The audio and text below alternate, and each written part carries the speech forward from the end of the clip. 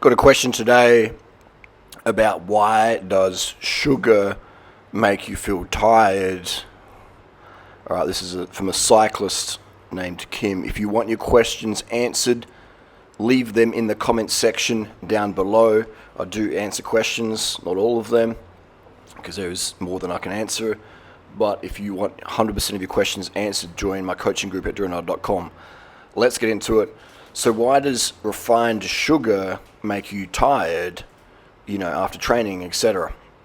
Maybe even at work, you feel, I had some sugar and then I'm tired. Okay, so it depends on what you're eating the sugar with. Okay, it depends on a few factors.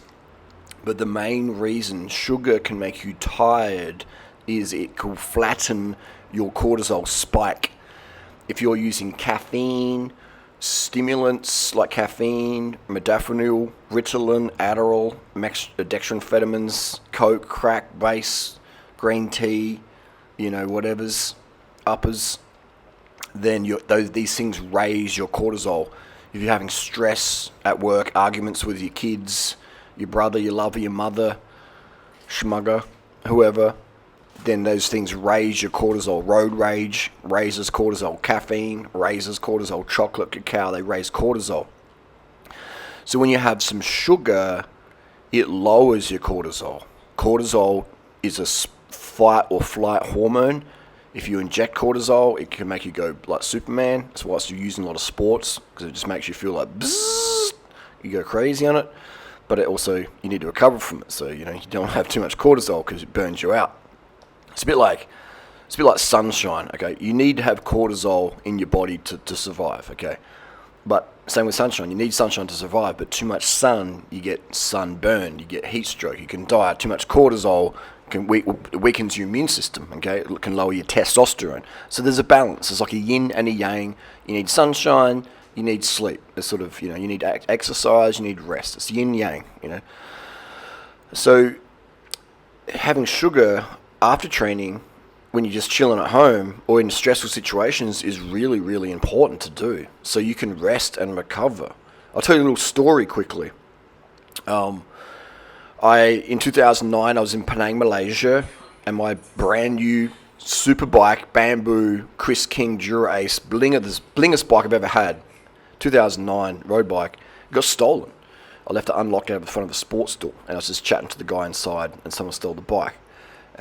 In Penang, Malaysia, so anyway, I came out, the bike was gone, and I hadn't eaten lunch yet. I had breakfast, but that was sort of burned off real quick, just standing and talking to people, and so I needed some sugar. Okay, so then I came outside, and my bike's gone, and my cortisol just went through the roof. My cortisol's already going up because I need some food, I need some carbohydrate, and I can't stop, my bike's gone. And I thought, someone's pranking me, and I thought, this is not the prank I really like, because it sucks.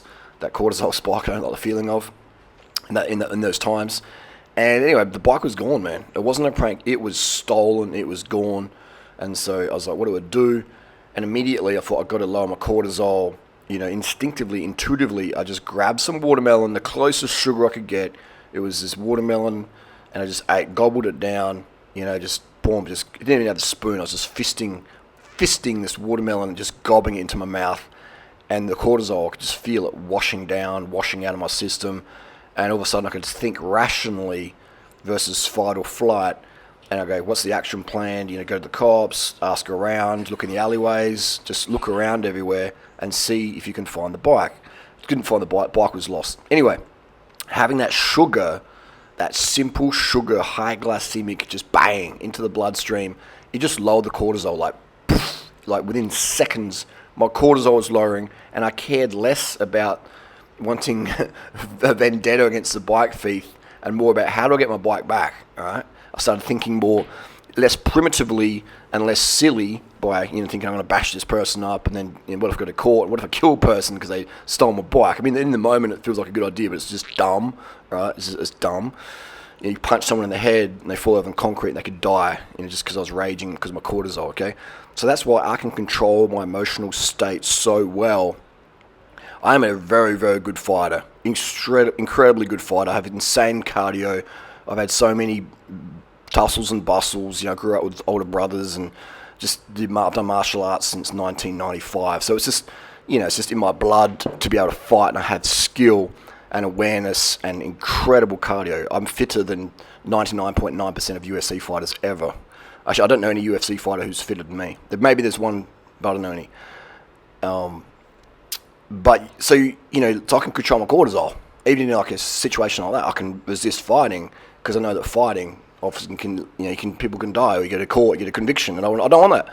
So my cortisol control is outstanding because I always have so much sugar in my system at all times, okay? And if for whatever reason I don't, I just control myself and get some sugar stat, okay? It just calms you down. It lowers your cortisol in stressful situations. So if your training raises cortisol. So when you come home and have some refined sugar, your body's going, yes, we're going to lower the cortisol instantly, really good, and we're going to rest and recover. We're going to rest and replenish. That's why the athletes who are the most successful, the athletes who are the leanest year-round, are the athletes also who consume the most refined sugar, okay? Why is refined sugar better than fruit? Because it's just easy to get, People go, I can go to the supermarket and get apples. Yeah, those apples taste like northexylene pesticide, DDT4, Vaseline, and dioxin dichlorogenate 79, But I'll go get some white cane sugar. It tastes sweet, Put it in water, drink it, I'm done. And yeah, I'm a fruit addict. I literally am here today in Thailand. The main reason is because of the fruit, okay? I will travel the world to get fruit. That's how serious I am about fruit, okay? But I also add in refined sugar because it is essential. If you want to have the best life quality, you need to have as much refined sugar as you care for, okay? Not as your ego says, or as TV or Jamie Oliver, Pudgy Chin says. He makes some good vegan food, but it's full of grease. You got to have as much sugar as you care for, man. All right? And then you can rest and recover. Nothing gets in the way of my sleep, all right? When I'm sleeping, I might get woken up, but I'm going back to sleep. Nothing disturbs me in my sleep, okay? I'm going back to sleep. Someone could wake me up. Hey, blah, blah, blah, whatever. Mosquitoes, ants, a bull ant bites me in my ball sack, whatever. I'm going back to sleep, all right? Take care of the problem. I'm going back to sleep. I won't sit there tossing and turning and cortisoling myself up or blah, blah, blah. There's a cat screaming or there's cats fucking outside of my tent or whatever. I'm just listen, I'll laugh, that's ironic, and I'll go back to sleep, okay? That's my promise to myself no matter what. And I can do that primarily because of refined sugar. It lowers your cortisol, and then you can start the day earlier, and it starts a pattern. But so to answer Kim's question, that's why you feel tired after training, which is good. You want to feel tired after training. What most people do after training is they come home and have a coffee, or they go to the cafe after the ride and have another coffee.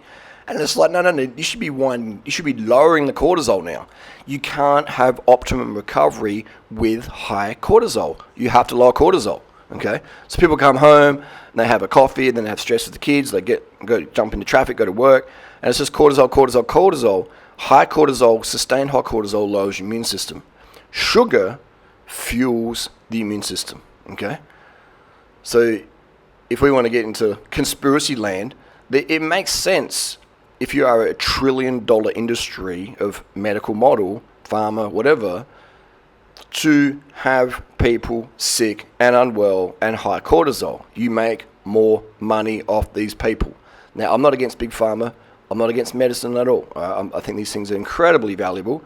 But I'm just saying, why use things when we don't need to use them, things that have side effects and consequences, when we can just take better care of our health and have a better quality of life in the meantime? That's my question. Next question Kim had was his heart rate goes up when he has sugar.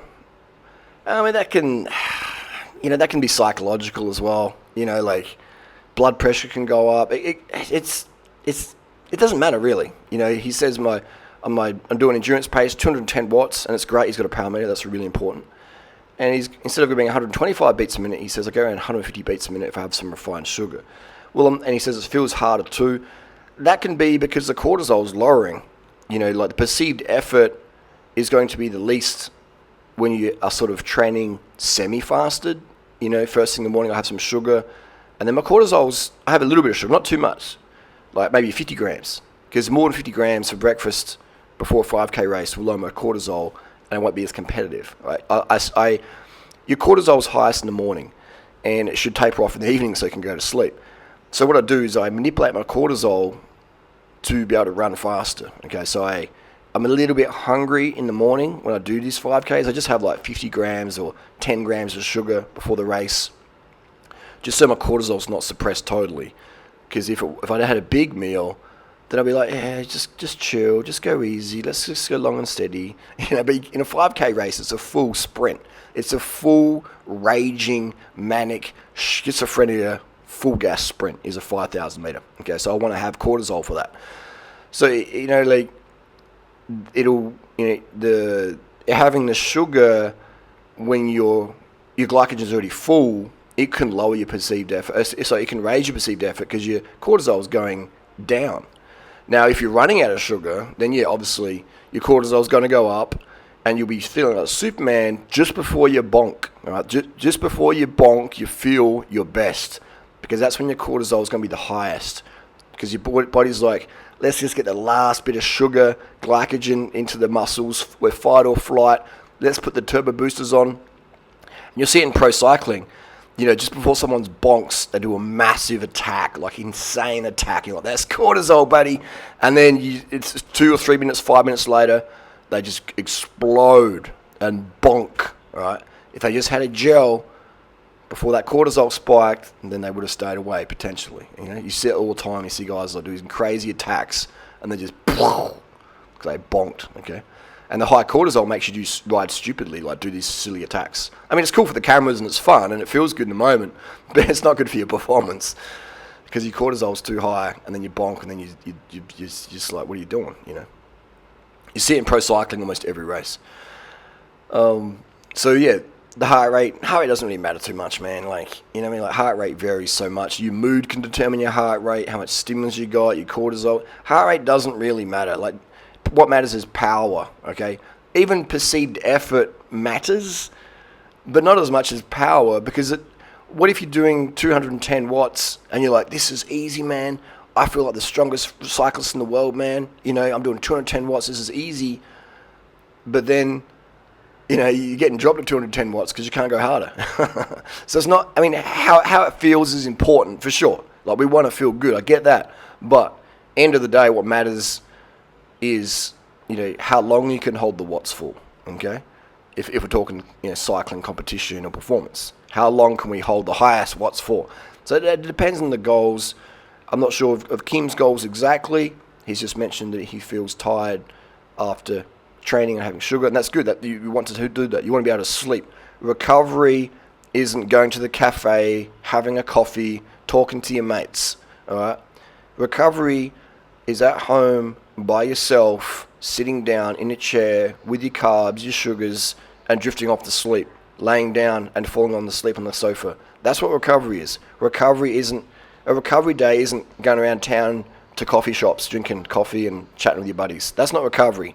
That's abuse, in my opinion. I'm not saying Kim does this. I'm saying that most cyclists in general do this, especially pros. They have little coffee stops on recovery. It's like, no. Like, you want to be resting, you want to be sleeping, you want to be getting into cortisol lowering, so then when you can lower your cortisol, you can restore your cortisol, and then you'll have more cortisol for when it really matters. Otherwise, you'll be this person who's just relatively high cortisol all the time, with low immune system.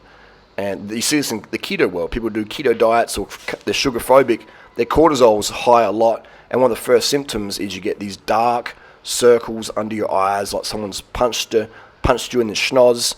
Not everyone gets that, but everyone who has dark circles under their eyes has high cortisol, sustained high cortisol. And so you'll see these people, they're a little bit sugar phobic, they run on the stims, and they're not going to experience their best potential. Often these people are quite go-getter types, which is sad because they're the ones who really suffer, because they'll just push themselves into the red zone at the expense of their endocrine system, their health, and they always burn out. I've seen it as a competitive cyclist since 1997. I've seen these people come and go so much, and it's sad, and I can call it out early. People who have these panda eyes, and from high cortisol, from sugar insufficiency. And it's sad, and I see it all the time, and I tell these people they just do not listen to me. They don't listen to me, and I'm just, they actually distant, they sort of go away, they distance themselves from me, and it's like, damn, it's like, you're trying to help, but anyway, that's the deal. Sugar is essential. Understanding cortisol is better. If you got to do a TT, you want to have high cortisol, okay? After the TT, you want to have low cortisol so it can recover, replenish, restore. Hopefully that answers the question. Sugar is good. Use it all the time. Understand that perceived effort is important, but end of the day, what matters is who's at the top of the climb. Like, my best time trials ever have been when I've felt the worst, okay? Because when you're pushing the hardest you can, you're going to feel the worst. And if you push as hard as you can and feel good, you ain't pushing as hard as you can, okay? So you should feel like absolute dog shit during a TT, okay? Especially in the last half. Like, if you don't, then you're not even going close. You should be questioning everything. This should be so hard. You're like, this sucks. Why am I even doing this? What's the point of this? If you're not questioning your sanity during a time trial or a climb, you're not really going full gas. You're cruising along, which is fine. But let's be honest.